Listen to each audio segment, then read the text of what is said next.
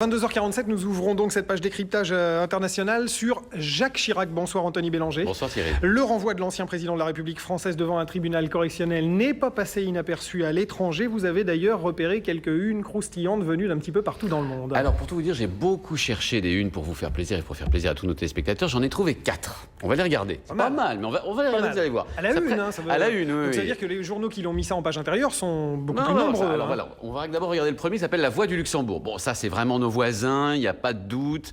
La voix, là, il y a un gros Chirac en majesté, avec le président, voilà, le président Chirac, ou le précédent Chirac, plus que président Chirac. Vous avez aussi la tribune de Genève, on n'est toujours pas très loin, ça reste à nos frontières. Alors là, c'est pas la photo, regardez bien, c'est l'éditorial à côté. Ah oui, Chirac est l'ombre du FN. Voilà, exactement. Ça, on reviendra un petit peu plus tard. Vous avez Today's Zaman aussi, qui est la version anglaise d'un grand quotidien turc qui s'appelle Zaman.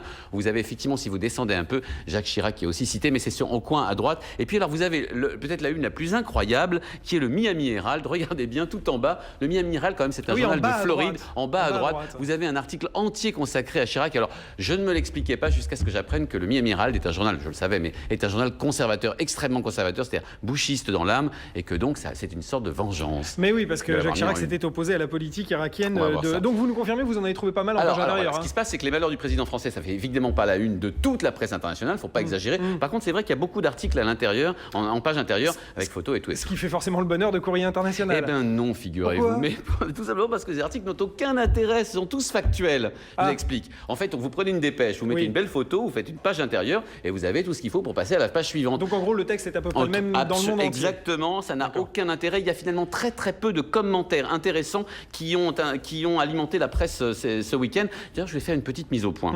Et quand la presse au quotidien, là, nos quotidiens à tous, disent le monde en française bien sûr, dit le monde entier en parle en citant quelques phrases tirées à droite à gauche. Ça m'énerve un tout petit peu. Ah bon, tout à l'heure, moi j'ai dit en ouverture de ce point sur l'info, Anthony va vous expliquer que le monde entier en parle. Je vais vous expliquer pourquoi ça m'énerve un peu, parce que pour tout vous dire, la plupart des journaux font ce que je vous dis, c'est-à-dire en fait ils lisent, ils sont très impressionnés par des dépêches remises en forme, rien de plus, et négligent de dire que les commentaires un peu intéressants ne sont pas là ou viendront un peu plus tard. Autrement dit, ils font du courrier international sans courrier international. Je le sais, c'est moi qui m'occupe des pages France à courrier. Non mais écoutez, c'est vrai à la fin. Donc bref, on va rétablir la vérité, dire qu'il y a finalement quelques commentaires intéressants, pas beaucoup plus, que la France ne passionne pas quand même le monde entier à ce point, et c'est cela dont je vais vous parler. Et que disent justement les articles circonstanciés? Alors voilà, parlons de choses sérieuses si vous voulez bien. Bien, le Washington Post par exemple, oui, il y en a quelques-uns. Le Washington Post par exemple, par la voix de Auckland, qui est un de leurs grands éditorialistes, explique que beaucoup d'Américains seront ravis d'entendre que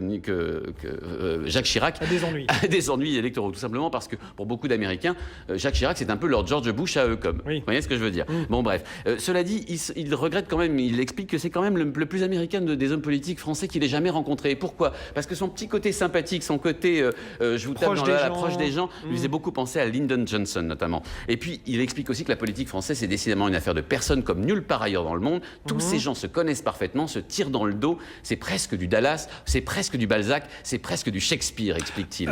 Votre éditorialiste, c'est forcément pas un perdreau de l'année, parce que Lyndon Johnson, c'est 1963-1969. C'est un homme de 70 ans. Oui, d'accord. Okay.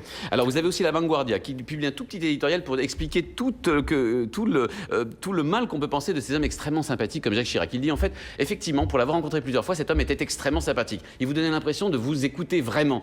Bref, c'est des qualités, il l'explique à la fin en l'assassinant, que c'est une qualité d'escroc, en fait. Et c'est effectivement une qualité de corrompu. C'est ce que j'ai lu de plus méchant sur le sujet. La tribune de Genève, qui explique, elle, on a vu la une tout à l'heure, que c'est effectivement une humiliation infligée à un président de la République française, humiliation forte et puissante, mais que ça ne profitera à personne, ni à droite ni à gauche, simplement au Front National qui fait son miel de ce genre d'histoire, évidemment. Et puis vous avez le Corriere della Sera qui essaye d'expliquer aux Italiens, vous savez, avec les mains comme ça, comment se fait-il que les Français soient aussi indulgents avec un homme qu'ils ont tant détesté. Il a suffi qu'il quitte le pouvoir depuis 2 ans pour que dans les que partout en France, à droite, à gauche, mais aussi dans les... C'est très français, ça. C'est très français, dans les cafés peut-être. Dans les cafés, on dise que allez, il ne méritait pas ça. Et puis vous avez le Ouattane, évidemment. Alors ça, c'est autre chose, c'est l'Algérie qui se délecte de ces intrigues de palais, de ces endroits où tous les coups sont permis. Bref, que Sarkozy fait le ménage autour de lui. Ah, Sarkozy fait le ménage autour de lui, dit El Ouattane. Dit El Ouattane d'Algérie. Merci beaucoup, Anthony Bélanger. Il est 22h52. Restez bien calé sur iTélé. Dans un instant, nous ouvrons votre longue édition de 23h dans laquelle